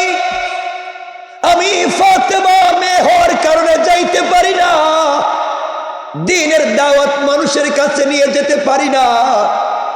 আয় আল্লাহ তাআলা, আমার মনে আফসোস থেকে গেল, দ্বীনের দাওয়াত দিতে পারলাম না। তোমার কাছে আজকে আমি একটা কাপড়ের আবদার করব, তুমি আমাকে একটা কাপড় দিবা। আয় আল্লাহ তাআলা ওই কাপড় পরে ইহুদির মেয়ের বিয়ে বাড়িতে যাব। মুনিব, সৌন্দর্য বাড়াবার জন্য চাই না, জৈবিক চাহিদা পূরণের জন্য চাই না, আমাকে ভাল লাগবে এই জন্যে চাই না, তুমি আমাকে এমন একটা কাপড় পৌঁছে দিবা আল্লাহ, এটা যেন দিনের দাওয়াত হয়ে যায়। ওই কাপড় পরে ইহুদির মেয়ের বিয়ে বাড়িতে আমি যেতে চাই। আর মহিলারা, পুরা এলাকার পুরা বিয়ে বাড়ির মহিলারা যেন আপনার দেওয়া কাপড়ের দিকে তাকায়া সবাই যেন কালিমা পড়ে মুসলমান হয়ে যায়। আল্লাহু আকবার। والذين يبيتون لربهم سجدا وقياما। আয় আল্লাহ, তুমি বলেছো চাইলে সিজদায় পড়ে চাও, আমি সিজদায় তোমার কাছে চাইলাম। আয় আল্লাহ, তুমি আমাকে ফিরাইয়া দিও না, দুনিয়ায় না আজ পর্যন্ত তোমার কাছে কিছুই চাই নাই, এই জন্মে একটা কাপড় চাইলাম। এইভাবে অনুনয় বিনয় করে কান্না করে সালাম ফিরাইয়া মুসল্লাটা রেখে দিয়েছে। কোনো জিনিস নাই, মনেও শান্তি নাই।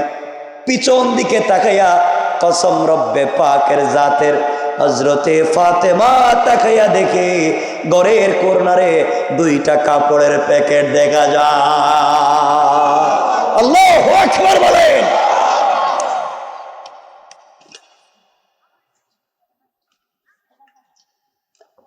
হযরতে ফাতেমা আশ্চর্য হয়ে গেলেন, কোত্থেকে এসেছে?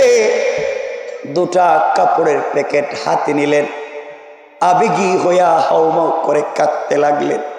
ভাই নাই, ভাই থাকলে বাইরে গিয়ে বলতো, ভাই দেখ কোত্থেকে কাপড় পাইলাম। হযরতে ফাতেমা দৌড়াইয়া আব্বা জানের কাছে গিয়েছেন, রসুলের কাছে গিয়ে বলছেন, আব্বা জীবনে তোমার কাছে কিছু চাই নাই, বাবা দিতে পারবা না। ভাই থাকলে ভাইয়ের কাছে বলতাম, ভাইও নাই। আব্বা জান, আজকে আমি আল্লাহর কাছে একটা কাপড়ের আবদার করেছি। সালাম ফিরাইয়া দেখি ঘরের ভিতরে কাপড়ের প্যাকেট। কোত্থেকে এসেছে, কে দিয়েছে আমি জানি না। রসুলে পাক কাপড়ের প্যাকেটগুলা হাতে নিলেন, প্যাকেট খুললেন, খুলে দেখেন একটা প্যাকেটের ভিতরে একটা সালোয়ার, একটা কামিজ, আর একটা প্যাকেটের ভিতরে একটা ওড়না। আল্লাহ বুঝাতে চাইলেন, ও বান্দারা, জান্নাতি মহিলাদের পোশাক হবে তিনটা, সালোয়ার, কামিজ আর ওড়না। নবীজি হাতে নিলেন, ব্যাগের মুখটা যখন খুললেন, খুলতে দেরি হয়েছে, ব্যাগের ভিতর থেকে জান্নাতুল ফিরদাউসের মিশকে আম্বরের ঘ্রাণ বের হতে দেরি হয় না। নবীজি আশ্চর্য হয়ে গেলেন, কোত্থেকে এসেছে? এই কাপড়ের ডিজাইন দুনিয়ার কোন মানুষের হাতের কাজ না, এটা দুনিয়ার কোন পারফিউম না। নবীজি বুঝতে পারতেছেন না ফাতেমাকে কি বলবেন। হঠাৎ করে শুনেন ঘরের দরজায় নক করতেছে। নবীজি বুঝতে পারলেন জিবরিল আমিন হাজির হয়ে গিয়েছেন। আল্লাহু আকবার। ঘরের ভিতরে আসলেন, আমার নবীজিকে সালাম দিয়ে বলছেন, ইয়া রাসূলুল্লাহ, পয়গম্বর আরবি, আপনার পয়গম্বরের জীবন সার্থক হয়ে গিয়েছে। আপনার ঘরে খেয়ে না খেয়ে একটা মেয়ে বড় হয়েছে। তার আল্লাহকে এতটুকুন খুশি করতে পেরেছে।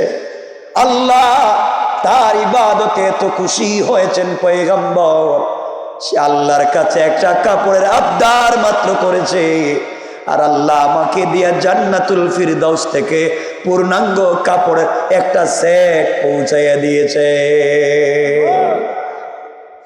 পয়গম্বর আরবি, এই ফাতেমাকে আল্লাহ দুনিয়ার সব থেকে সম্মানী নারী বানাতে চায়। আল্লাহু আকবার বলেন।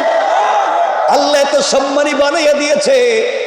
জিন্দগির শেষ পর্যায়ে ফাতেমাকে আল্লাহ বানাইয়া দিলেন সাইয়্যিদাতু নিসাই আহলিল জান্নাহ, জান্নাতি মহিলাদের নেত্রী বানাইয়া দিলেন। তার বাচ্চাদেরকে বানাইয়া দিলেন সাইয়্যিদা শাবাবি আহলিল জান্নাহ, জান্নাতি নওজওয়ানদের নেতা বানাইয়া দিলেন। তার স্বামীকে বানাইয়া দিলেন আসাদুল্লাহিল গালিব, দুনিয়ার জমিনে আল্লাহর বিজয়ী বাঘ। আর তার বাপকে আল্লাহ বানালেন হাবিবুল্লাহ। আল্লাহু আকবার। এমন এক মায়ের গর্ভে ফাতিমা এসেছে, যেই মা হযরতে খাদিজাকে আমার আল্লাহ একদিন দুই দিন না অনেক দিন পর্যন্ত সালাম পৌঁছে দিয়েছে। যেই হযরতে ফাতিমার মা খাদিজাতুল কুবরার প্রশ্নের জবাব স্বয়ং আল্লাহ আরশে আজিম থেকে দেওয়ার ওয়াদা করেছে। আল্লাহু আকবার। আমার বন্ধুগণ, নবীজি ডাক দিয়া ফাতেমাকে জড়াইয়া কাঁদলেন আর বললেন, মারে আমার ঘরে থেকে খেয়ে না খেয়ে আল্লাহর সাথে এমন সম্পর্ক করেছ, আল্লাহর কাছে তুমি কাপড়ের আবদার করেছ। মা, আল্লাহ তোমাকে জান্নাত থেকে একটা সেট পাঠাইয়া দিয়েছে। মারে, সাবধানে কাপড় পরে তুমি ইহুদির মেয়ের বিয়ে বাড়িতে যাইবা, কিন্তু খবরদার মা যেন পর্দা লঙ্ঘন না হয়ে যায়। ফাতেমা বলছেন, আব্বা জান, আপনি জানেন আমি আপনার মেয়ে, আমি আল্লাহকে বড় ভালোবাসি, ওইটা আমার সৌন্দর্যের জন্যে বাবা আল্লাহর কাছে আবদার করি নাই। এই কাপড় আমার বিশ্বাস দ্বীনের দাওয়াতের কাজে লেগে যাবে। আমার বন্ধুগণ, গভীর মনোযোগ, কথা সংক্ষেপ করে দিলাম। হযরতে ফাতেমা কাপড় পরলেন, একদিকে রাসূলে পাকের কলিজার টুকরা মেয়ে, জান্নাতি মহিলাদের সরদারিনী, এমনিই তো সুন্দরী, তাও পরলেন জান্নাতি পোশাক। পর্দার সঙ্গে বাড়িতে চলে যাচ্ছেন। রাসূলে পাক হাদিসে বলেছেন, জান্নাতি মহিলার পোশাকের দাম কত হবে এটা ওয়াজ করলে 1-2 ঘন্টা লাগবে। নবীজি বলেছেন, জান্নাতি মহিলাদেরকে পরার জন্য যে উড়না দেওয়া হবে, এই উড়নার মধ্যে কয়েক হাজার স্টোন থাকবে, পাথরের টুকরা থাকবে, উড়নার মধ্যে ডিজাইন করা গ্লাসের টুকরা থাকবে। নবীজি বলেছেন, এক একটা গ্লাসের টুকরা, এক একটা পাথরের টুকরা যদি এক পাল্লায় রেখে দেওয়া হয়, আসমান জমিন আরশ কুরসি লৌহ কলম জান্নাত জাহান্নাম যা আছে সব যদি এক পাল্লায় রেখে দেওয়া হয়, জান্নাতি মহিলাদের ওড়নার মধ্যে যেই পাথরের টুকরা আছে তার দামটা আল্লাহর কাছে বেশি হয়ে যাবে। আমার বন্ধুগণ, হযরতে ফাতিমা রাদিয়াল্লাহু তাআলা আনহা কাপড় পরে বিয়ে বাড়িতে পৌঁছে গেলেন। আশ্চর্য কারবার, আজীব কারবার শুরু হয়েছে। নবীজি যখন বাড়ির ভিতরে ঢুকলেন, ফাতেমা যখন বাড়ির ভিতরে ঢুকলেন, পুরা বাড়িটা জান্নাতি পোশাকের আলোতে আলোকিত হয়ে গিয়েছে। হযরতে ফাতেমা যেই রুমের ভিতরে মেয়েটাকে অর্নামেন্টস জুয়েলারি দিয়া সাজাইয়া বউ বানাইয়া নববধূ বানাইয়া সাজিয়ে রাখা হয়েছে, হযরতে ফাতেমা ওই ঘরের ভিতরে ঢুকে পড়লেন। সকল মেয়েরা নতুন বধূকে সাজানো ফেলে দিয়া হযরতে ফাতেমার দিকে তাকাইয়া ডাক দিয়া বলতেছে, বোন আমার, তোমার কাছে জানতে চাই, জানি তুমি গরিবের মেয়ে, জানি ঘরে খাবার ঠিক মতো নাই, কিন্তু ফাতেমা জানতে চাই এত সুন্দর জামা কোথায় পেয়েছ, এত ডিজাইনের কাপড় কোথায় পেয়েছ? এই কাপড় থেকে যেই ঘ্রাণ আসে এটাই তো দুনিয়ার কোনো মানুষের কাপড়ের সঙ্গে মিলে না। আমরা কোটি কোটি টাকার মালিক, পৃথিবীর সব থেকে দামি কাপড় পরে আসলাম, কিন্তু তোমার কাপড়ের সামনে আমাদের কাপড়ের কোনো দামই নাই। ও ফাতেমা, জানতে চাই এত ডিজাইন করা কাপড়টা কোথায় পেয়েছো? কলিজা টুকরা রাসূলে পাকের মেয়ে হযরতে ফাতেমা মুস্কি হাসি দিয়া বললেন, ও আমার বোনেরা, ওইটা আমি কিনে আনছি। সুবহানাল্লাহ বাদ দেন, আরো আসতে বলেন। আপনাদের আওয়াজ কমতেছে আর রাত্রে একটা হয়ে গেছে। আরে না ভাই, আমি এখন রাইকা দিই, একটা হয়ে গেছে। কেউ নাই নে, হুজুর রাইকা দিই, একটা হয়ে গেছে।